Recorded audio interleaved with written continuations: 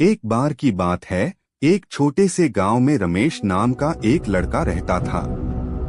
वह गांव के बाहर स्थित एक पुराने और सुनसान किले में अक्सर जाता था। गांव के लोग कहते थे कि वह किला भूतिया है, लेकिन रमेश को इन कहानियों पर यकीन नहीं था। एक दिन रमेश ने सोचा कि वह रात को किले में जाकर देखेगा कि सच में वहां कुछ है या नहीं। वह अपने दोस्तों को लेकर रात के समय किले में पहुंचा।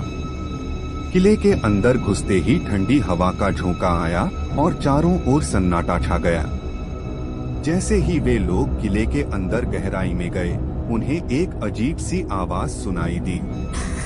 वह आवाज मानो किसी के रोने की हो। रमेश ने अपने दोस्तों से कहा, यह आवाज किसकी हो सकती है?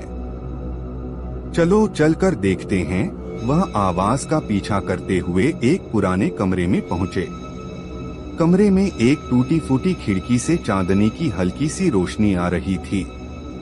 कमरे के बीचों बीच एक सफेद साया दिखा, जो धीरे धीरे हिल रहा था।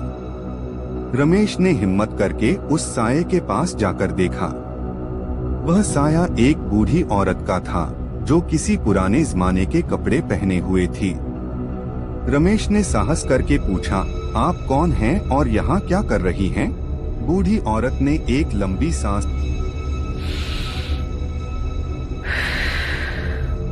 ली और बोली, मैं इस किले की रानी हूँ। सदियों पहले मेरे पति ने मुझे इस किले में बंद कर दिया था और मैं यहीं पर मर गई।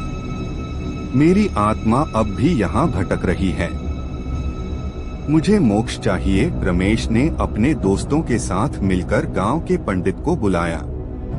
पंडित ने विधिपूर्वक पूजा और हवन किया और उस रानी की आत्मा को शांति प्रदान की।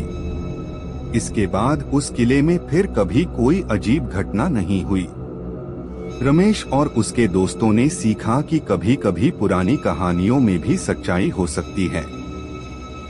उस दिन के बाद रमेश ने किले की देखभाल की और उसे पर्यटकों के लिए खोल दिया, ताकि लोग वहां की कहानी जान सकें और इतिहास को समझ सकें।